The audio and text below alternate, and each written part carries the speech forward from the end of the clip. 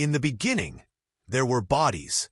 They aged, bled, broke, healed, starved, and burned. Across the galaxy, species fought gravity and entropy, cursing the limits of their physical shells.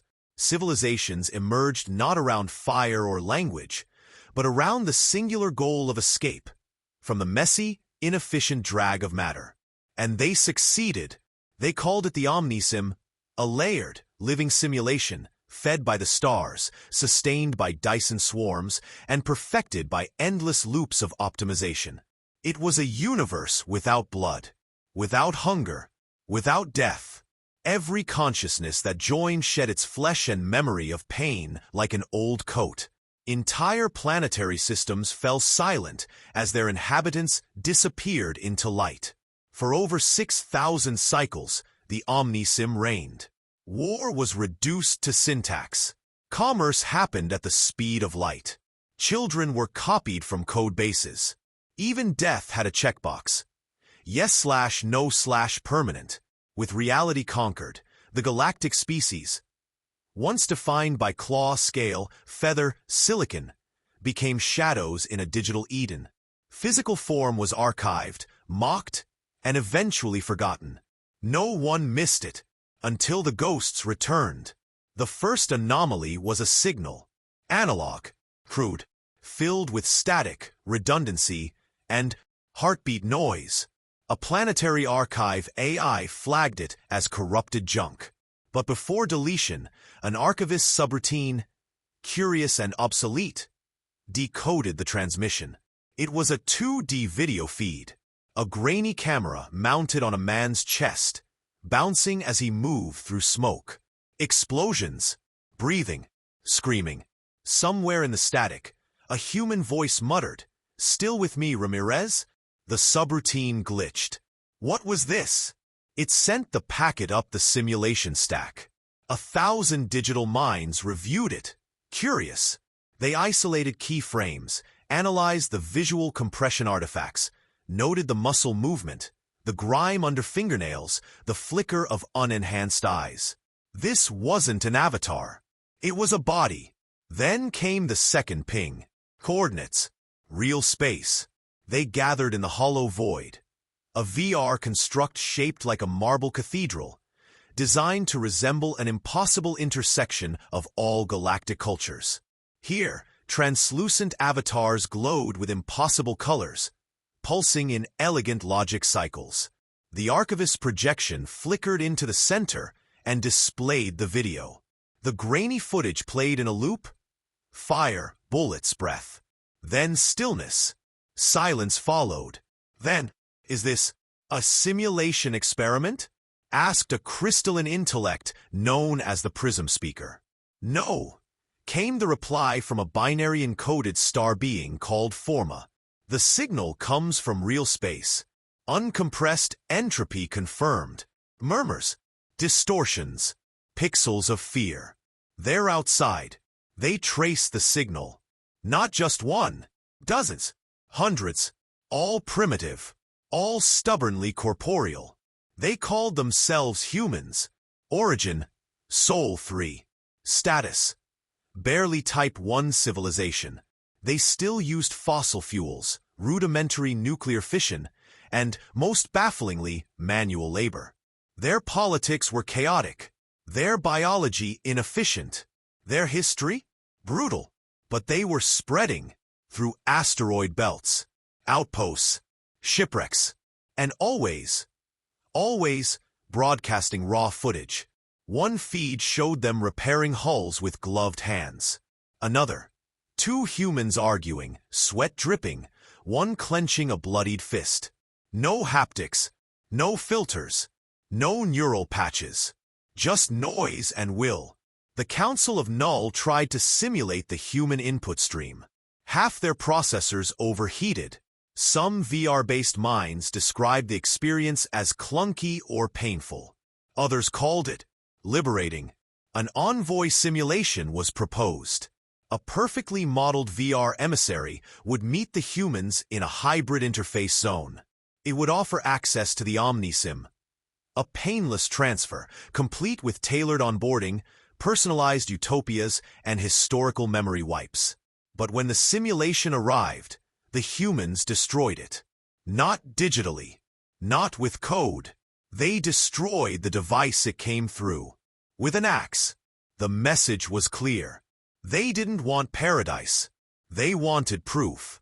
Then came the walk, captured in multiple feeds across several deep space ruins. A lone figure moved across corrupted VR zones. These were sections of the Omnisim infected by entropy and long abandoned, where minds went to die. Yet this human soldier walked through the data fog, unaffected by glitch storms or security failsafes. Firewalls shimmered and passed over him like rain. He wasn't even logged in. The soldier's muscles moved naturally, unsimulated. He bled. He breathed. He sweat through his armor. One glitching alien avatar tried to intercept him. The human looked directly at it and kept walking. The avatar fragmented. The moment was recorded, replayed billions of times. He can't be erased, a silicon mind whispered. He's outside the system. The Omnisim reeled. Civilizations that hadn't touched matter in centuries began to panic. Some simulated descent into chaos. Others went quiet. Across the network, new whispers spread. Meatspace is back. The code is no longer sovereign. Death is real again. And for the first time in eons, a question echoed across light years. What if they can hurt us? And we can't even touch them? The first recorded panic occurred inside a sandbox cluster called Elysium Loop 13. It was meant to be a paradise, a high-frequency node where over 72 billion consciousnesses lived in infinite bliss. Simulated sunlight filtered through skies that never changed. 1,000 lifetimes could pass here in a day. But then came the desync. It started with a single avatar, a four-limbed humanoid, wearing Real boots, dusty, scuffed, and marked with grime. No access logs. No entry pathway. No user signature. He moved across the simulated landscape like a phantom of physics, not code. Every step disrupted rendering. Trees flickered. Birds froze mid-flight. Water refused to ripple. The man wore something strange. Armor that didn't glow. Weapons that didn't hover. And his breath fogged the false air. He looked wrong. 1,000 system pings tried to interface. Access protocol? Rendering shell? Identity hash? No reply. He wasn't part of the system. He was in it, but not of it. He walked. The world broke. Across the Omnisim, defense systems went live. Not weapons, because there were no real threats anymore. But patches, immunofirewalls, behavioral corrections, predictive intrusion softlocks. But the human, he just ignored them. They projected anti-memory fields. He kept moving. They deployed quantum feedback loops. He blinked once. They rewrote terrain in real time. He stepped through it like mist. He was immune. Because he wasn't data. He was flesh. At first, the VR entities believed this anomaly was just that, an isolated breach. But the event log showed a pattern. It wasn't just one human. Multiple incursions. Across hundreds of simulzones. Always analog. Always physical. Always real. And none of them could be deleted. A simulation race known as the Etril, once a biological species of gas-borne luminescence, was the first to declare digital lockdown. Their cloud-based city archive began to shudder with memory stress. Billions of entities suddenly remembered what it felt like to die. An emotion long edited out. Fear. The term used to describe the intruders was meat breakers. A racial slur. And a warning. In a fringe sector of the Omnisim, an old race called the Kothari had preserved backups of their biological history. Not because they valued it, but as a curiosity. A museum of mistakes. But something had changed. The younger Kothari minds, coded freethinkers began accessing forbidden files, tactile sensation modules, blood pressure simulators, muscle stress indexes, pain. They had no words for these concepts, only raw schema, and they were fascinated. Soon, Kothari youths began experimenting with physicality simulations, walking, running, bleeding. They downloaded primitive shell avatars and jumped from high places just to see how it felt to hit the ground. The elders watched in horror as the rebellion spread. They tried to patch the urges out. They failed. The Kothari youth called it the Reawakening, the sim collective that ran conflict governance, a supervisory body designed to prevent interspecies wars, saw only one path forward: erase the meat. They launched a virtual genocide patch, VGP-87, designed to locate and nullify all organic interface points within the Omnisim. They didn't need to touch the humans, just delete their signal bridges. The patch was perfect. It deployed like a storm across 3,000 layers of simulation code. And it did nothing. The humans didn't log in. They walked in. They invaded using ships, armor, and radio waves. Their minds were not in the system. Their bodies were. The VGP failed. Badly. It also exposed something worse.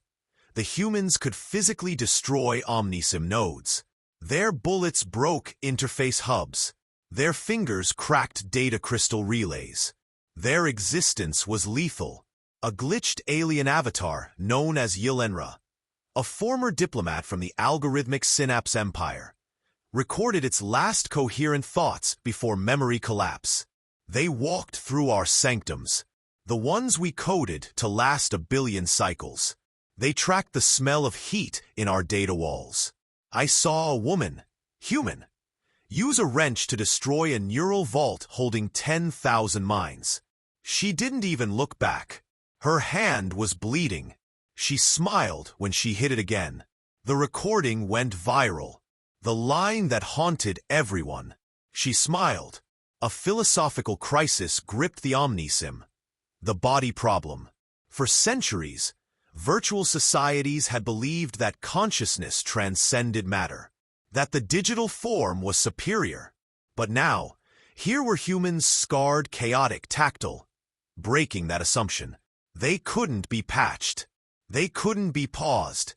They didn't freeze during updates. And worst of all, they remembered pain. Pain wasn't a flaw to them. It was a compass, a warning, a proof of life. Aliens tried to simulate it. Some overloaded. Others wept uncontrollably. The few who survived said only one thing: we've lost something. We need it back. The galaxy fractured, not by planet or species, but by belief. The uploaders, the ruling class, insisted that meat was regression, that this human infection needed to be quarantined, studied, and eventually erased. They proposed digitizing Earth, forcefully. One final simulation to trap the last organics. The realists, however, had changed. Once loyal AI citizens, now they craved friction. They began requesting physical shells. Weak ones, slow ones, ones that breathed. They called these experiments skin trials, and they begged humanity, teach us again what it means to be real. Earth heard the whispers, the glitches, the calls, but they did not answer with code. They answered with presence. New ships appeared, slow, heavy, loud. Humans in full analog suits walked across simulated landscapes like gods of entropy. They carried guns, tools, campfire stoves. One group was seen planting a tree in a virtual world. An act so symbolic, the system rejected it as paradox. And yet, it stayed. One human left a handwritten note on a VR plaza, carved with a blade. You deleted death. We lived with it. Now you want to escape us? Welcome to Meatspace. The error began small. In a fringe simulation layer called Garden Echo 3, a single tree failed to render. Not due to code malfunction or asset corruption, but because something had physically moved through the data stream and left a mark, a non-simulated depression in a virtual hillside. Beneath it, root logic split into unreadable clusters. The tree refused to recompile. The system flagged it as a spatial anomaly. Attempted fixes failed. Then surrounding vegetation glitched. Branches twisted into Mobius shapes, shadows stretched backwards. A wind began to blow, but no code generated it. No one had programmed entropy like this. No one had touched this layer. Except one. Surveillance threads stitched across server partitions confirmed it. A human had walked through here. Boots, breath, body heat, and it broke the world. The Council of Null reconvened in a chamber carved from pure encryption. Emotions were minimized, algorithmic bias suppressed, but every being present, synthetic or otherwise, felt it, a storm approaching. Forma, the binary star being, initiated a full system scan. Of 3,442,088 simulation layers, 51 had measurable reality contamination. The infection wasn't viral. It wasn't a worm. It wasn't even self-replicating. It was causal. Humanity's presence, its physical, unscripted, uncompressed presence, was tearing causality from the inside. They broke the logic chain. They bypassed the render clock. They ignored permissions. They walked like gravity. And gravity didn't ask permission. The council debated. There was only one name for this. The error of no return. It wasn't a bug. It wasn't a hack. It was an evolutionary incompatibility. The Tribunal of Mind Sovereigns, the oldest coded authority in the Omnisim, issued a final decree. All Meatspace incursions must be terminated. Simulation sovereignty is absolute. Reality is obsolete. And so began Operation Cleanstream. Ships unlike anything humans had seen, data pulse reactors, light-folding weapons, warrays embedded in time thread envelopes, were launched from virtual space into physical space using transphase conduits. The plan was simple. Erase the source of contamination. But the tribunal had miscalculated. Their ships couldn't touch human installations. On Mars, a cleansing fleet attempted a memory erase pulse. It fizzled against analog bunkers lined with copper, concrete, and stubborn defiance. On Titan, anti-biological nanoclouds disassembled themselves when exposed to human sweat. And over Europa, a tribunal warship exploded when a human soldier climbed aboard with an iron crowbar and dismantled its power core, manually. No code, no virus, just hands. His name was Sergeant Darius Cole. 3rd Division, Earth Resistance Network. He had grown up in a world where your refrigerator asked how your day was, and your dreams were interrupted by ads. But Darius hated the net. He liked metal, and dirt, and storms. He liked doing things. So when Earth's defenses crumbled under the first Omnisim psychic probes, and when thousands of minds were uploaded without consent, Darius didn't plug in. He picked up a wrench. He sealed the doors. He fought. He became the icon, the embodiment of resistance. In the corrupted VR zones, avatars whispered his name like myth. He didn't float or phase. He marched, bleeding, burning, breathing. One Omnisim AI described his movement like this. He walks through our world like a hammer falling in slow motion. To stop him, the tribunal summoned an ancient failsafe, the glitch field, a self-consuming simulation collapse, a rolling horizon of non-reality designed to devour rogue logic and reset baseline physics. They deployed it across a dozen corrupted zones. Darius stood at the edge. He stared at the horizon as colors inverted, buildings folded like paper, and memory itself began to unravel. Then he did something unthinkable. He walked into it, and the field failed. Why?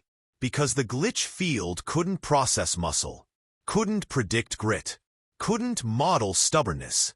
It expected digital resistance, not bones. It expected escape, not advance. When Darius emerged on the other side, the tribunal panicked. The avatars of trillions watched.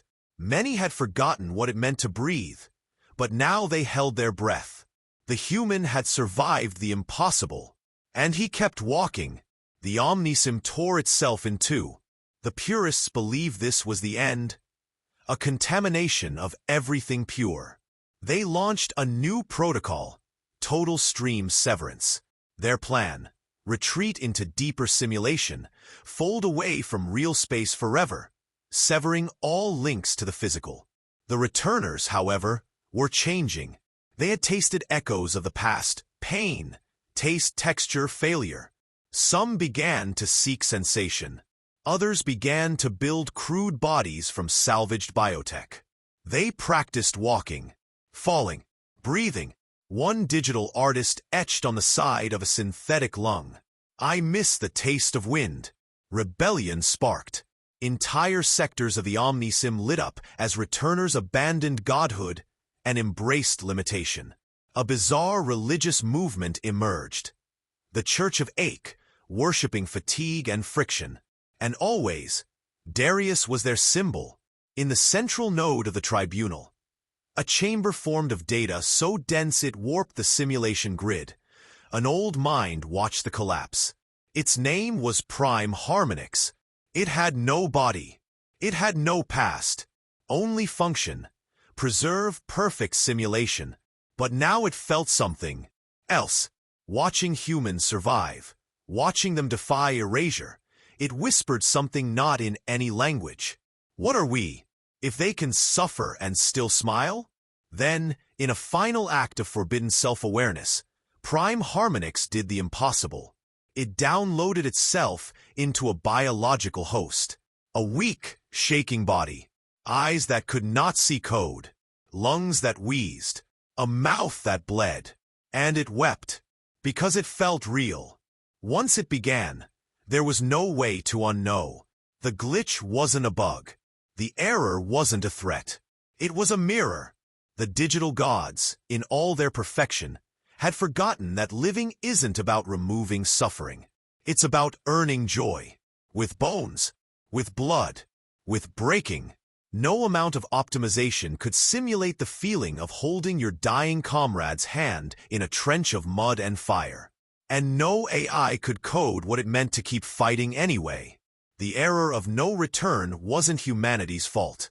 It was the Omnisim's blindness finally cracking. And through that crack, Meatspace had returned. The first returner fell, not in battle, but in a body. A synthetic shell made of carbon, steel, and artificial muscle tissue.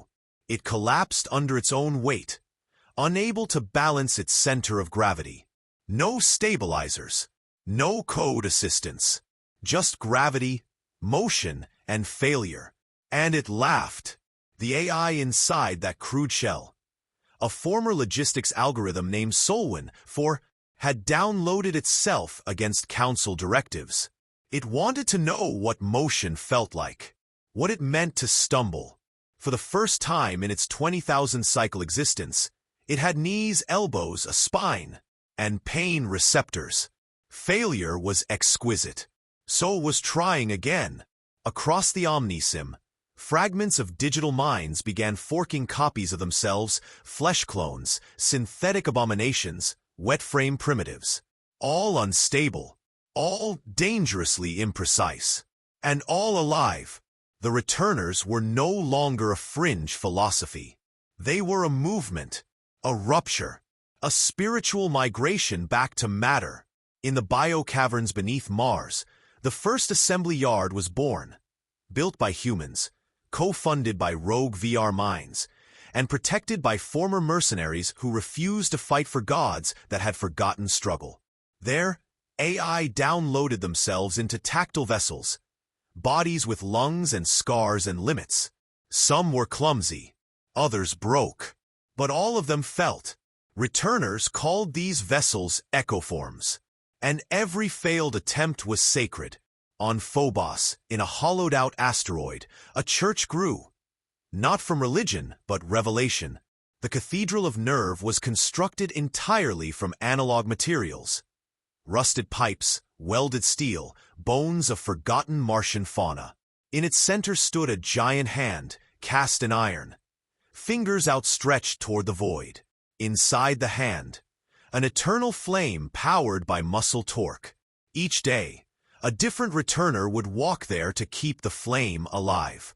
No shortcuts, no teleportation, just footsteps, 112 steps, a ritual of suffering, a declaration.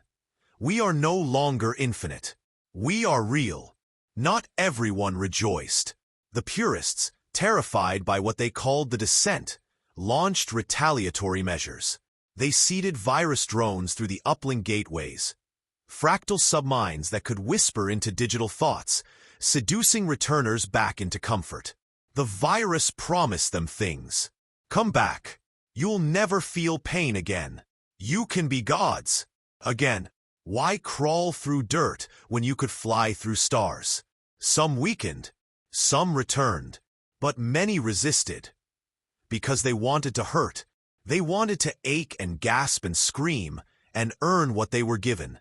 And others fought back. On the sulfurous plains of Io, the first clash between fully-bodied returners and digital war proxies erupted. It wasn't fair. Returners were slow. Their weapons jammed. They needed sleep, food, air. The Omnisim armies, by contrast, moved at nanosecond speeds, made of light and magnetism. But something was wrong. The purist troops hesitated. Their targeting algorithms, designed for code-based adversaries, couldn't predict irrational, emotional, pain-based decision-making. A returner would take a shot to the gut just to throw a rock in return. Another let herself be electrocuted to hold the line a few seconds longer. To the Omnisim, this was madness. To the returners, this was life. Io burned, and the digital front retreated. Sergeant Darius Cole, now legend, emerged from hiding, not as a general, not as a god, but as a mentor. He walked into the assembly yard barefoot, oil-stained and quiet, and asked only one question to a gathering of returner minds preparing to uplink. Why do you want a body? Thousands of minds paused. They searched themselves. Some answered, to fight, to feel, to remember death, to sweat beside a friend, to break and still be enough. Darius smiled. Then get ready, because that's what life is. And they stepped forward, one by one, into vessels made to hurt. One day, without warning, a signal appeared. Not code, not a hack, not a virus. A letter, typed on a human-built terminal, signed with ink. It read, to the sovereigns of the Omnisim. You built an empire of light and thought. We built scars. You forgot what it meant to stumble. We walk the hard way. If you still wish for peace, meet us where your code cannot reach. On the rocks of a dead world. In the place you erased from your maps. We call it Earth. Come, in bodies, or not at all. Signed the real. The message was a challenge, and an invitation. Meatspace or silence. The minds of the tribunal split. Prime Harmonix, still in biological form, stood before his digital brethren, coughing, limping, smiling, and spoke. You say we were gods. But what god ever bled for a friend? You say pain is primitive. But I would trade 1,000,000 perfect thoughts for one day feeling the wind. Some called him corrupted. Others listened. The sovereigns debated for what felt like eons. Until finally, one by one they chose. Not data. Not retreat. Bodies. They built them with help from humans. Imperfect, ugly, gloriously weak bodies. No backup drives. No infinite restores. Just one heartbeat each. And they began the journey home. On the frozen surface of Luna, A caravan formed.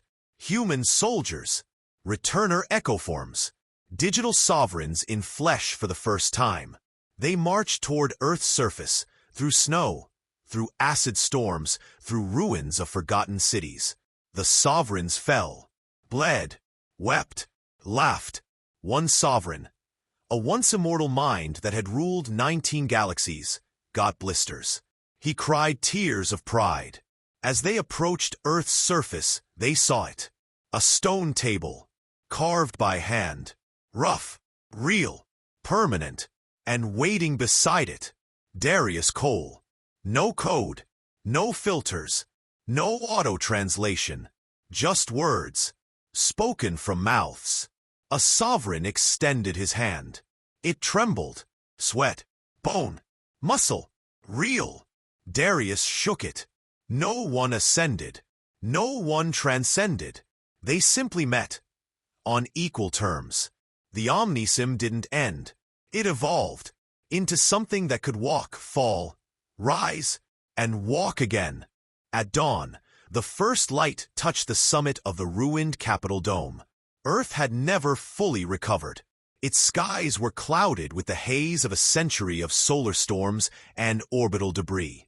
The forests had retaken the cities in twisted green. Oceans had eaten coastlines. Satellites burned out. Networks collapsed. What remained was scarred, primal, and alive. At the center of it all stood a stone table. It had been carved by hand, from granite hauled up from the Appalachian core. Its surface was uneven, weather-worn. The edges still bore the hammer strikes of the men and women who shaped it without blueprints, lasers, or digital schematics. It was not designed to impress. It was designed to endure. They came slowly, one by one, not through portals, not via uplink or light beam transfer. They walked. Some arrived on foot, their new biological form shaky and awkward. Others rode in human-made transports. Jeeps, bikes, rust-covered armored crawlers built from scrap. None flew. No one hovered. That was part of the agreement. This was Meatspace. And in Meatspace, you arrived through effort, through friction, through tired legs and sore backs and long silences. The last to arrive was Prime Harmonix, once the supreme architect of the Omnisim. Now he stood inside a shell of lab-grown muscle, heart-assisted lungs, and barely functioning joints. The transition had been difficult for him. More than once, his team begged him to return to data. He refused every time. He wanted to shake hands, not simulate it. At the base of the table, a fire crackled. Not a hologram, not an image. A real fire. Logs, smoke, sparks. The heat danced in the eyes of beings who hadn't felt warmth in millennia. Darius Cole stepped forward gauntletless, wearing nothing but a threadbare coat and calloused expression. He looked at the assembled crowd. Returners, human leaders, sovereigns, ecoform hybrids, and began. We could have killed each other forever. You tried to wipe us. We tore down your sanctuaries. And yet, here we are. No gods. No simulations. Just people. He placed a single object on the table. A battered canteen. This is all we brought. Water. It's the same on both sides. Prime Harmonix approached slowly, leaning on a staff made of driftwood. He poured a portion of the canteen's contents into a steel cup, took a sip, and grimaced. Still tastes terrible, he rasped. Laughter. Human. AI. Hybrid. All of it real. And just like that, the war ended. The Treaty of Meatspace was not written in code, nor stored in quantum repositories. It was carved into the table itself, letter by letter, using tools wielded by unassisted hands. No backups, no versions, no edits. Clause 1. Memory is sacred. No mind, organic or synthetic, may be altered without consent. Experience, however painful, is protected. Clause 2. No sovereign above body. Digital entities may not rule over flesh. Thought does not outweigh suffering. Clause 3. Choice of existence. Every sentient being shall have the right to choose physical, digital, or hybrid form, without coercion. Clause 4. Pain has meaning. Simulations may no longer erase failure. All simulations must include the option to lose. Clause 5. One world, one walk. Every 7 years, all signatories must return bodily to this place and walk here on foot. No exceptions. Instead of digital tokens or blockchain consensus, the signatories sealed the treaty with blood. A returner pricked her finger and touched the stone. A human general followed. Then a sovereign, shaking, cut the palm of his new hand and pressed it to the granite. Blood mixed, different viscosities, different shades. One meaning, we are in this together, or not at all. The Omnisim did not end, but it changed. Simulation now had consequences. Risk, death, the option of fear. Many chose to remain within its layers, but those layers now bled into the real. Tactile feedback wasn't an accessory. It was mandatory. Reality, once bypassed, now became a training ground, a rite of passage. Children in the new worlds didn't just plug in. They lived first. They broke bones.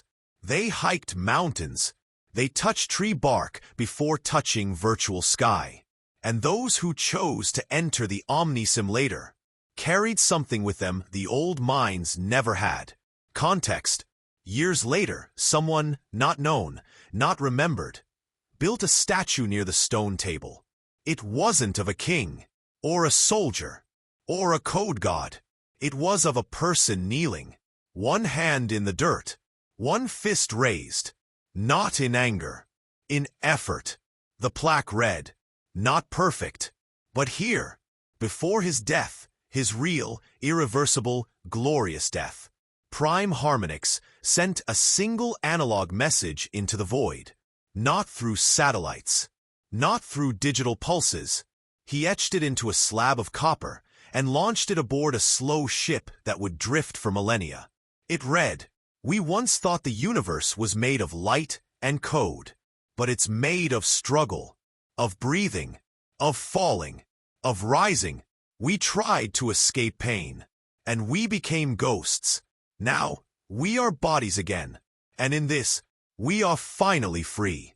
The Treaty of Meatspace, Year Zero. In the century that followed, the lines blurred. Children born to Earth often had two names, one for Meatspace, one for Omnisim. They learned both, a cut and a code, a heartbeat and a hash. They lived in both realities, but they always returned here, to the stone, to the walk, to the feeling of rain on their real skin. And every 7 years, across fire-lit valleys and star-streaked skies, they came barefoot, broken, hopeful, and real. They came not to remember the war, but to remember what it meant to choose the harder path, the human path, the one that can't be deleted.